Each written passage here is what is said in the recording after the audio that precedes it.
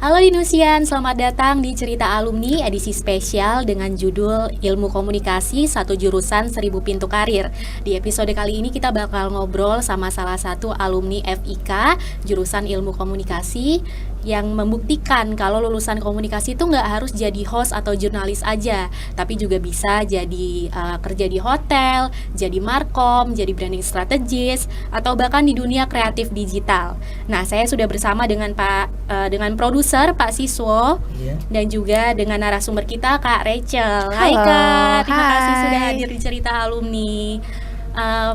Boleh diceritain dulu nggak nih, mulai dari kita nostalgia dulu nih, waktu dulu masih kuliah, Kak Rachel tuh orang yang kayak gimana sih, aktif di mana aja nih, kayak organisasi atau mungkin di event kampus atau lebih ke penikmat suasana aja?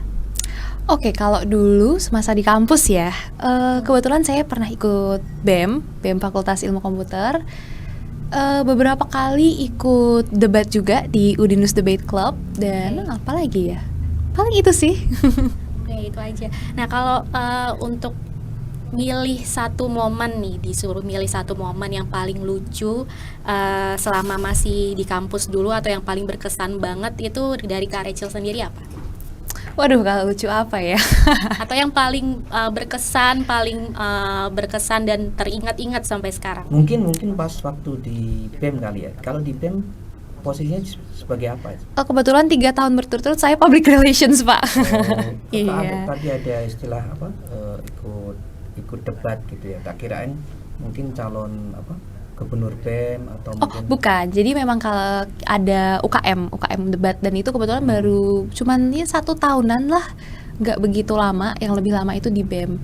Tapi kalau misalnya kita berbicara tentang sesuatu yang berkesan ya, sebenarnya yang paling berkesan selama saya kuliah itu adalah mungkin bisa menjalin hubungan yang baik untuk belajar dengan dosen-dosen di Ilkom. Karena jujur saya nggak tahu ya di fakultas lain atau di jurusan lain seperti apa, tapi kalau di Ilkom memang dosen-dosennya yang semua dosen yang mengampus saya itu sangat open dengan sharing, sangat open dengan kamu cerita dong, kamu tuh butuh apa kalau belajar. Jadi memang bener-bener difasilitasi untuk belajar at its best gitu. Jadi menurut saya sih itu memang yang paling meaningful ya, karena itu benar-benar kepake sih jujur sekarang. Nah, dari pengalaman selama dulu kuliah dan diajarin sama dosen-dosen, itu dari Kak Rachel sendiri udah ada pandangan belum nanti waktu pada saat itu ya, kedepannya tuh bakal jadi apa gitu, bakal kerja di bidang apa gitu, udah kebayang belum? Kalau kebayangnya sih sebenarnya enggak. I'm not really a person that pursues only one thing in life. Aku bukan tipe orang yang aku punya satu hal ini harus aku lakuin, harus jadi gitu.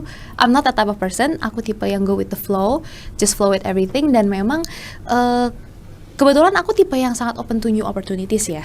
Aku kepikiran, aku tahu sih dengan aku masuk Ilkom, aku pasti akan punya chances dan opportunities, mungkin entah ke arah hotelier, atau mungkin juga F&B, atau juga mungkin corporate, even law, dan apapun itu, engineering pun juga aku percaya bisa ada jalan ke sana gitu. Tapi memang aku personally tertarik dengan entertainment world dan hotel world, hospitality itu juga salah satu hal yang kayaknya menarik deh gitu. Nah makanya ya kebetulan sekarang ya puji Tuhannya bisa gabung di salah satu hospitality gitu. Jadi kalau kan kerjanya sekarang di Markom ya? Iya betul, saya Markom officer. Itu udah mindsetnya mau ke Markom itu, atau mungkin sebelumnya punya, aku kalau lulus kuliah dari Ilkom nih harus kemana nggak? Terus ini mungkin plan B-nya ke sini, atau memang udah mantep jadi Markom, mungkin udah jadi pilihan. Jadi ini pekerjaan yang istilahnya diinginkan gitu ya, yang paling yang paling oke nih menurut aku gitu. Kalau paling oke menurut aku itu tergantung lagi dengan situasi dan aku menyikapinya ya, setiap orang menyikapinya. Tapi masuk ke dalam job application dan dalam dunia kerja itu aku tahu mungkin sebagai lulusan Ilkom sangat possible untuk aku menjadi public relations, sangat possible untuk aku menjadi marketing communications, sangat possible banget lah untuk menjadi content creator dan social media specialist, strategist dan banyak hal lagi. Nah, di situ pun aku sangat open jujur, makanya di saat ada offer pun aku bukan tipe orang yang kayak aku tuh idealis sama satu hal, aku hanya akan mengambil satu hal tuh enggak. Mungkin ada orang yang idealis and I think that's okay. Tapi kalau aku sendiri memang aku nyaman untuk I'm gonna try something new. Misalnya offering yang dikasih adalah public relations pun aku ambil gitu loh, karena aku tahu I will have fun. Aku tahu aku akan bisa, it's gonna be my playground. Aku akan bisa mengembangkan diriku. Aku pasti akan belajar hal-hal baru lah, nggak mungkin nggak gitu. Tapi sebelumnya pernah di hotel atau ini kebetulan saat ini pertama kali masuk dalam corporate dan masuk dalam perhotelan hospitality gitu. Nah, kalau dulu selama kuliah, dari semua mata kuliah yang pernah dipelajari yang ada kaitannya dengan perhotelan atau enggak juga, itu tuh ada mata kuliah apa yang paling disukain, dan ada nggak dosen atau tugas kuliah yang bikin kakak tuh sampai sekarang kayak keinget-inget gitu? Mungkin sangat practicalities ya, untuk di fellow Dinusian dan fellow e-commerce nih pasti tahu. Salah satu first topnya adalah branding and advertising oleh Bu Astin.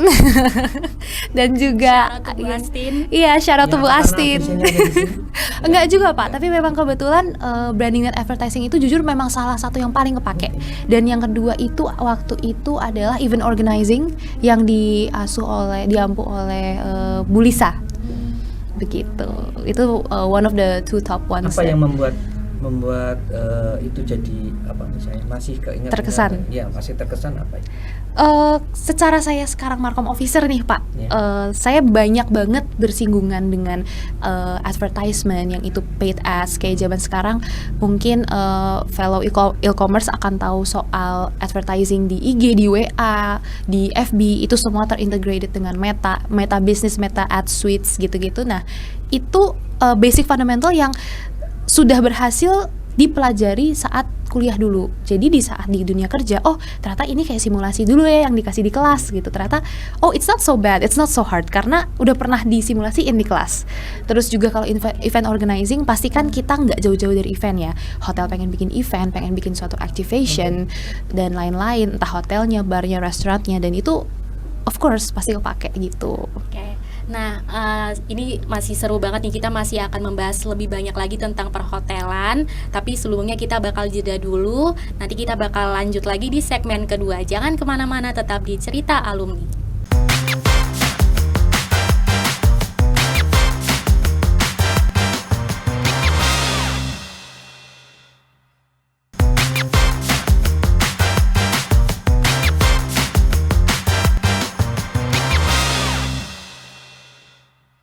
Kembali di Cerita Alumni dengan tema Ilmu Komunikasi, satu jurusan 1000 pintu karir. Nah, ini kita sekarang lanjut lagi membahas tentang dunia perhotelan bersama Kak Rachel. Sekarang kan kakak berkarir sebagai markom di sebuah hotel gitu ya. Nah, untuk cerita awal mulanya itu seperti apa sih Kak?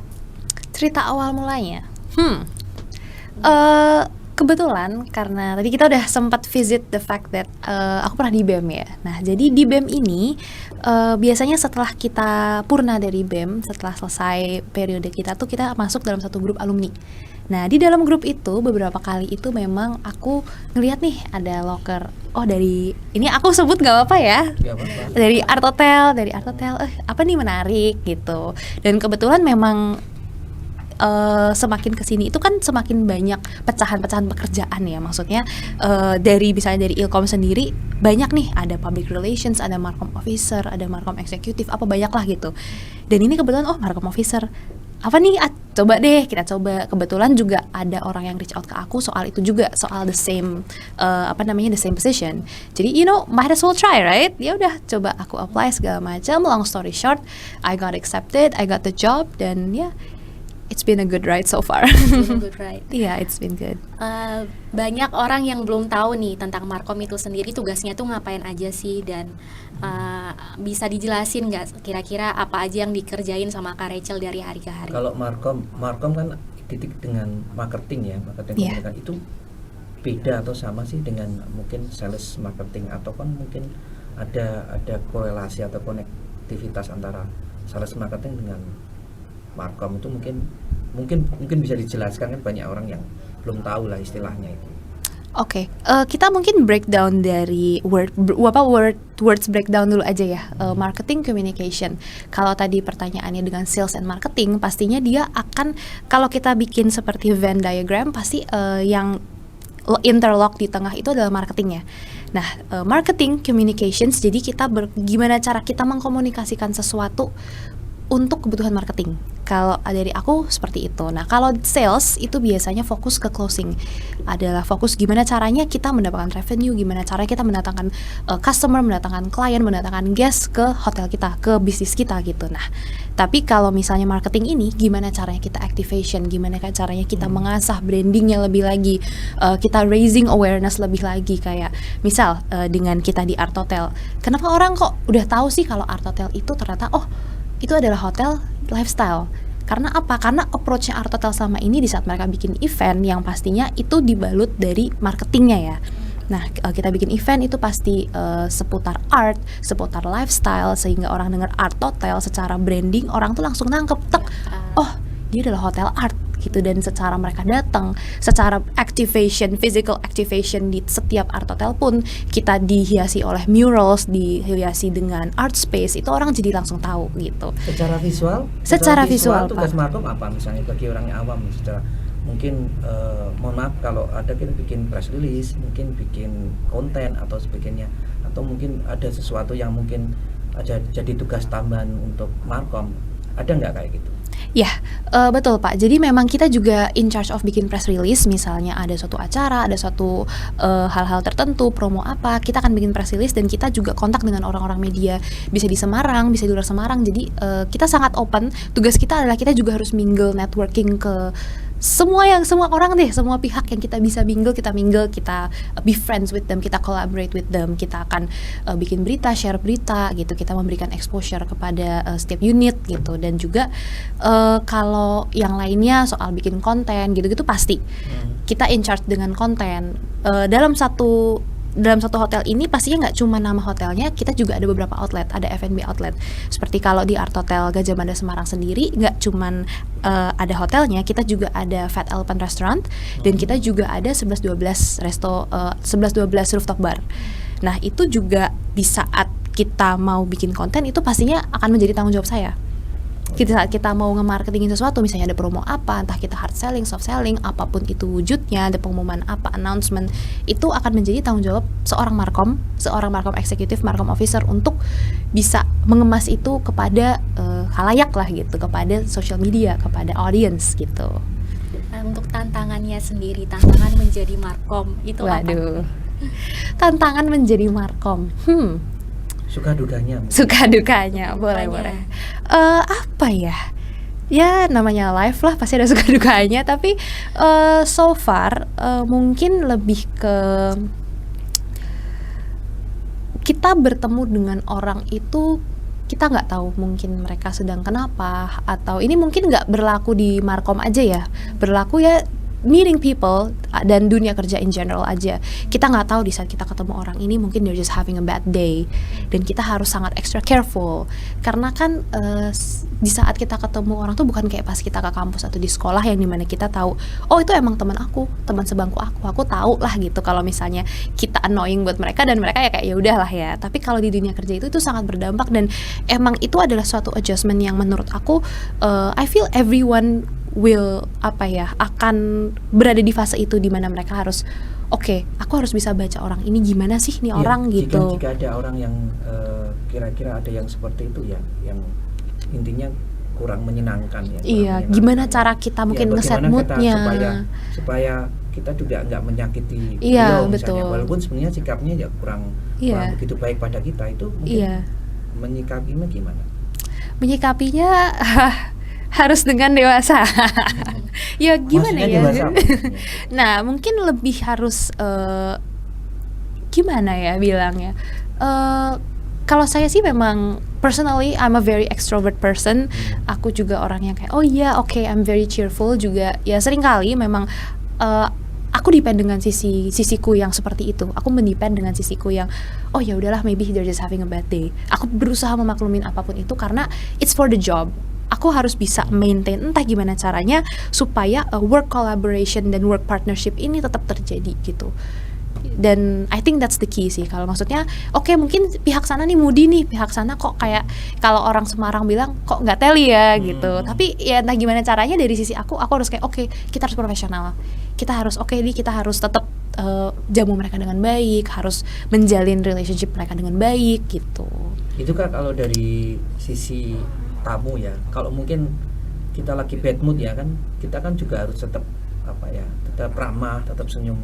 Tiba-tiba kita punya beberapa problem ya, itu juga pekerjaan saya sebagai orang jasa, mungkin kreativitas kan kita nggak mungkin happy terus lah munculin ya, sesuatu yang membuat klien kita jadi kecewa, padahal kita sebenarnya lagi nggak good gitu, nggak sehat misalnya, atau mungkin sifatnya kurang waras yang gitu. Kalau dari Mbak Rachel sendiri gimana? Tetap sih ya Pak, mau nggak mau pasti harus kita hadapin, mau nggak mau tetap ya, I guess that's life ya. Kebetulan untungnya sampai saat ini memang aku masih bisa untuk menanggapi menanggapi orang-orangnya, walaupun ya kita nggak tahu ya, barangkali memang they're just having a bad day. Dan ya I think it comes with the job, it's a professionalism thing ya. That's one of the responsibility. Iya betul. Nah, kalau untuk mungkin itu bisa dibilang soft skill ya. Iya. Nah, kalau untuk skill di dunia markom ini sendiri yang menurut Kak Rachel itu dapatkan dari kuliah dan sekarang tuh berguna banget di dunia markom itu apa? Salah satunya adalah public speaking. Biasanya siapa? Bu Nesa sepertinya. Iya. Oke. Gimana itu bisa apa istilahnya? Bisa berguna banget buat kamu? Di saat kita ada suatu, jadi di Art Hotel itu setiap beberapa bulan sekali kita ada mengadakan art exhibition. Nah, art exhibition ini biasanya kita akan adakan press conference. Nah, press conference itu pastinya kan dengan banyak teman-teman media nih, Semarang dan sekitarnya gitu. Nah, mereka akan datang, pastinya sebagai markom aku harus bisa menjembatani si seniman dengan si media friends ini gitu. Oke, nah itu caranya gimana? Nanti kita bakal lanjutin setelah jeda ya Kak Rachel ya. Ini kita mau jeda dulu, jangan kemana-mana, tetap di Cerita Alumni.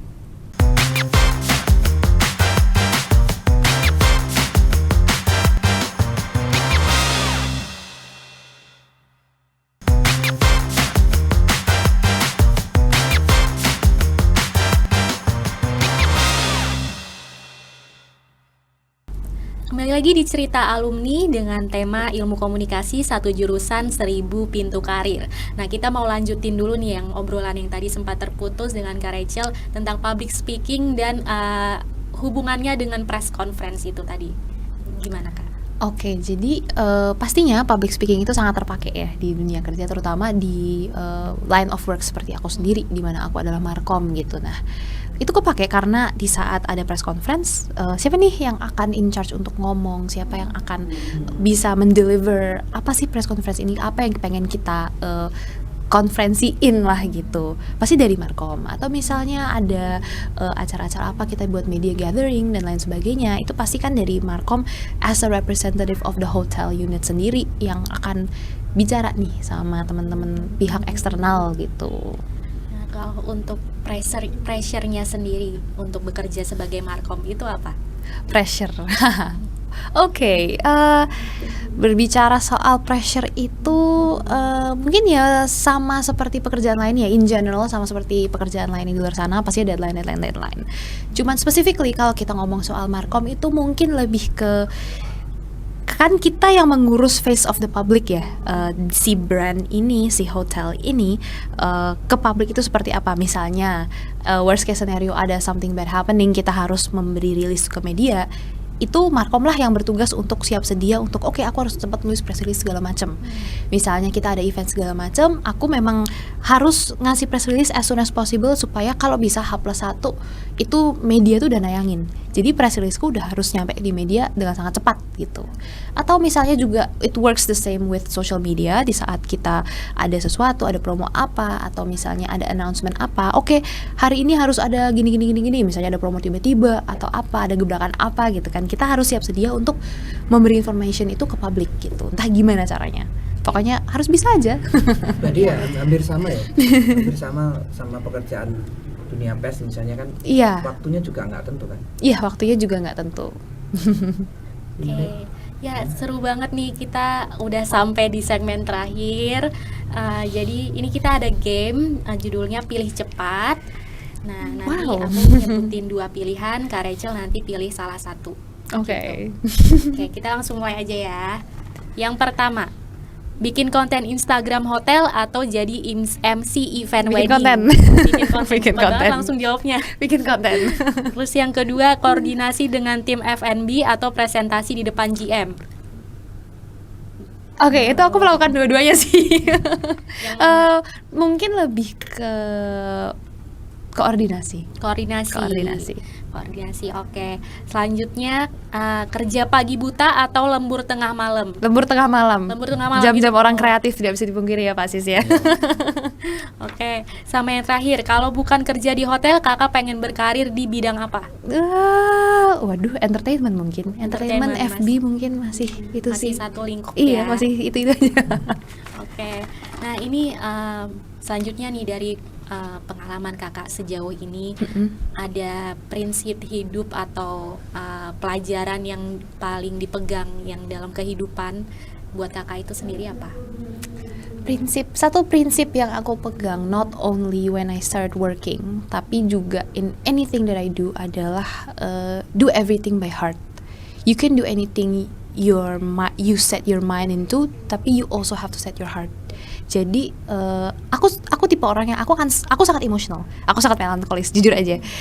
I can cry easily dan whatever, tapi aku tahu aku harus menaruh hatiku di tempat yang benar.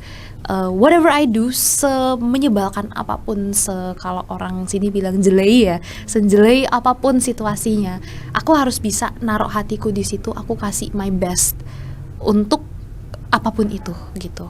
Karena aku merasa apapun yang terjadi di saat itu jelek, misalnya itu tidak sesuai ekspektasi, ya pastinya kita akan menemukan sesuatu yang di luar ekspektasi lah ya. Tapi kalau itu jelek, it's gonna be my fault and it's gonna reflect on me.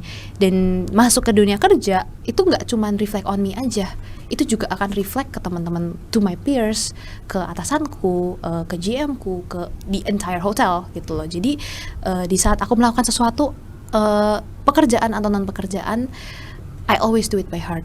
Aku selalu give my 101% effort. Kalau aku lihat kan jenis pekerjaanmu kan mungkin everyday ya, mungkin ya waktunya juga nggak tentu ya. Itu mengganggu dengan kehidupan pribadi nggak? Misalnya kan kamu punya kehidupan pribadi yang mungkin yang harus kamu penuhi misalnya. Jujur aja, kalau selama saya berkarir di Art Hotel itu sangat balance. Karena dari vision and mission Pacarnya mau diajak ke enggak dong. Jadi memang vision mission dari Art Hotel sendiri, memang mereka make sure setiap employee, setiap kita sebutnya bukan employee tapi kita sebutnya artis ya, setiap artis itu mempunyai work life balance. Terakhir Kak, ini ada pesan atau tips buat adik-adik mahasiswa komunikasi yang lagi nonton, yang sekarang lagi bingung mau kemana setelah lulus gitu. Saranku adalah please try your best not to procrastinate. Karena mungkin kalau kita procrastinate itu pasti nggak cuma kita doang. Kita nggak bisa mengontrol hal yang lain di luar, jadi kita cukup kontrol apa yang ada di dalam diri kita. Dan pokoknya itu sih, jangan males. Kalau misalnya kalian punya dosen yang nyuruh nulis banyak, sangat expectationnya harus begini harus begitu, turutin aja, karena itu akan berguna di dunia kerja. Karena dunia kerja itu memang tidak segampang yang kita lihat di TikTok ya, adik-adik semua.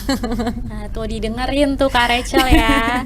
Untuk Kak Rachel, makasih banyak udah hadir di Cerita Alumni. Yeah, dengan thank you for cerita having yang me. seru. It's an honor. Yes, it's an honor for us too. Semoga ini bisa jadi inspirasi buat teman-teman Udinus yang lagi nonton lainnya.